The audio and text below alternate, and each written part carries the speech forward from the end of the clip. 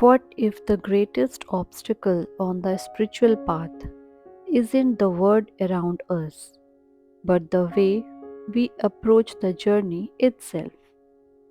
Many of us begin our spiritual lives with hope. We meditate for a few days, perhaps a few weeks. We read inspiring books. We listen to wise teachers. For a while, everything feels fresh. But then, something unexpected happens. The mind refuses to cooperate. Thoughts become louder. Restlessness grows stronger. Silence seems farther away than ever before. And quietly, almost without noticing, a question begins to form. Maybe this isn't working for me. It is precisely at this point that Paramahansa Yogananda offers a startling reminder. If you follow the spiritual laws, the result is certain. If the result doesn't come, find fault with your effort. At first, these words can sound uncompromising. Why place the responsibility on our effort? Because spiritual law, unlike human opinion, is impartial. A seed planted in a fertile soil will grow. Water consistently seeks the lowest point. The sun rises without asking whether we deserve its light. Natural laws don't play favorites. Yogananda suggests that spiritual realization operates under the same certainty. If the conditions are fulfilled, the result follows. This shifts the entire conversation. Instead of wondering whether meditation works, instead of asking whether enlightenment is reserved for a chosen few, instead of comparing ourselves to those who seem naturally peaceful, we are invited to ask a different question. How am I practicing? Notice the difference. One question doubts the path, the other examines the traveler. This isn't an invitation to guilt or self criticism, it is an invitation to honest observation. Imagine someone learning a musical instrument. If they practice once a week for 10 distracted minutes, would they conclude that music itself doesn't work? Of course not. They would recognize that mastery requires consistency, attention, and love. Yet, in spiritual life, we often expect profound transformation from occasional effort, a few scattered moments of meditation, a distracted prayer before sleep, a weekend retreat followed by weeks of forgetfulness. Then disappointment when lasting peace doesn't arrive. Yogananda points towards something different. He says, intensity in all your spiritual practices is the only way. Intensity, not tension, not strain, not forcing the mind into silence, but wholeheartedness. There is a remarkable difference between doing something mechanically and doing it with your entire being. Think about moments in your life when you were completely absorbed, perhaps watching a sunset, holding a newborn child, creating art, listening deeply to someone you love. In those moments, attention is effortless because the heart is fully engaged. Yogananda asks us to bring the same quality into spiritual practice. Can meditation become something we enter completely rather than merely perform?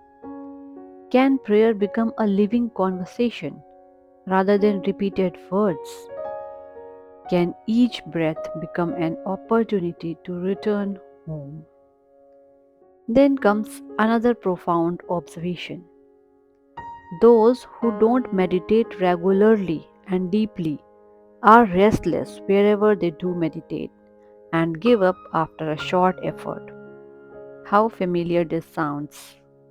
We change meditation techniques, we buy another book, try another app, search for another teacher, move from one method to another, believing the next one will finally quiet the mind.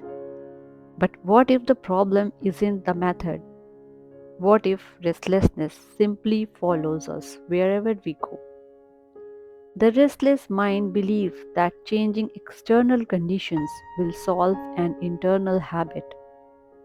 Yet, wherever we sit, whatever cushion we buy, whichever room we choose, we bring the same mind with us. The practice isn't about finding the perfect place, it's about patiently transforming the one who is sitting there. This requires something our modern culture rarely celebrates: repetition, returning again and again and again. Not because today's meditation was extraordinary, but because showing up itself becomes the training. A mountain isn't carved by one rainfall, it is shaped by countless drops over time. Likewise, every sincere meditation leaves an imprint, even when we don't notice immediate results. Some days the mind feels calm, other days it feels like a crowded marketplace. Yet both days can strengthen the habit of returning to awareness. Yogananda continues, but if you make a greater effort day by day, the ability to go deep will come. Notice that he doesn't promise instant depth, he promises capacity. Depth is something we grow into, just as muscles strengthen through repeated use. Attention deepens through repeated returning. At first, 5 quiet seconds feel impossible. Later, 5 peaceful minutes arrive naturally. Eventually, the silence begins finding us even outside meditation. The practice slowly changes who we are, not dramatically, not overnight, almost invisibly. Until one day we notice that situations which once disturbed us no longer have the same power. Our reactions become softer, our patience grows, joy appears without obvious reason. These quiet transformations are often the true signs of spiritual progress.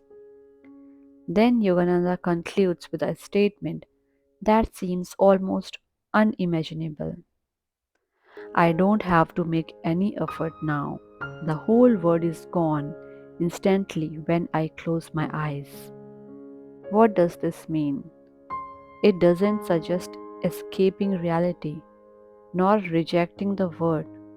It describes a consciousness so thoroughly trained that inwardness has become natural. Think of someone learning to ride a bicycle. At first, every movement requires deliberate concentration. Balance feels impossible. But after enough practice, riding becomes effortless. The same body, the same bicycle, yet a completely different experience.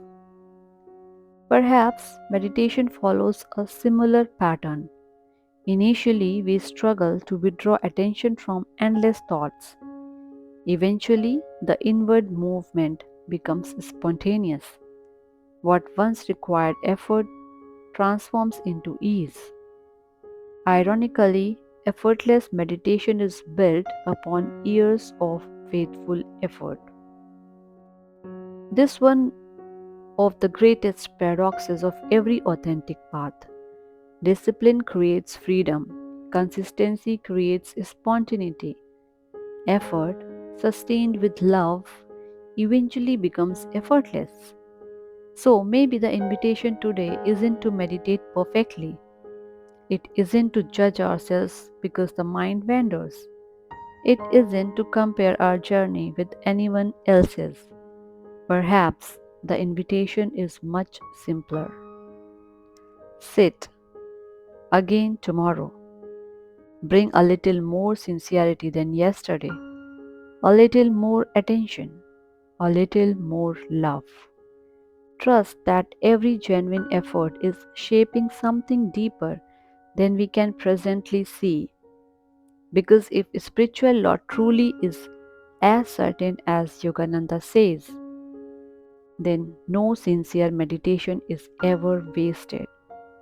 No honest prayer disappears into silence. No moment of wholehearted seeking is lost. The question is not whether peace is possible. The question is whether we are willing to meet it with the steady, patient intensity that allows it to reveal itself. And perhaps one day, after countless quiet mornings and faithful evenings, we too may discover that what once felt impossible has become a completely natural. That when we close our eyes, the noise fades, the heart becomes still, and the presence we spent years searching for has been waiting there all along. Jai Guru.